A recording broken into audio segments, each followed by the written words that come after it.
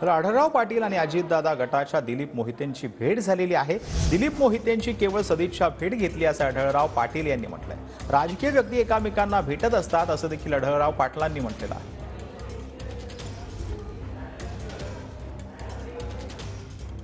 आपल्यासोबत माजी खासदार आढळराव आहेत। मला सांगा की ज्या पद्धतीने तुम्ही दिलीप मोहितेंची भेट घेतली, नक्की काय चर्चा झाली? चर्चा अशी काही झाली नाही, भेट घेतली, सदिच्छा भेट होती, निवळ सदिच्छा भेट होती, राजकीय भेट नव्हती।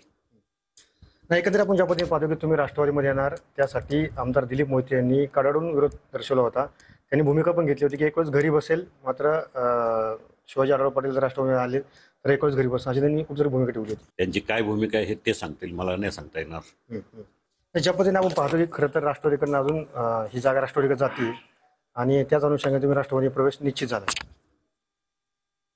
राष्ट्रवादीमध्ये माझा प्रवेश निश्चित झाला हे मला तुमच्याकडनं कळतंय, पण वस्तुस्थिती अशी आहे की महायुतीमध्ये जागा वाटपाचा फॉर्म्युला अजून झालेला नाही।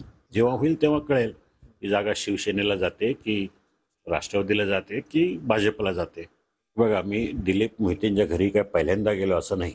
दोन पक्षामध्ये, दोन पक्षाच्या नेत्यांमध्ये अनेक पातळीवर विरोध हा असतोच, त्यात काही नाविन्य काय आहे असं मला वाटत नाही। कोणी कुणाला भेटणं, राजकीय व्यक्ती एकमेकाला भेटणं, त्यामुळे ते काय निवडणुकीच्या पार्श्वभूमीवरच असतं असं काही नाही। एरवी सुद्धा गाठीभेटी होतातच की। त्यामुळे प्रवेश सुनील टीव्ही 9 मराठी, दांडेवाडी, पुणे।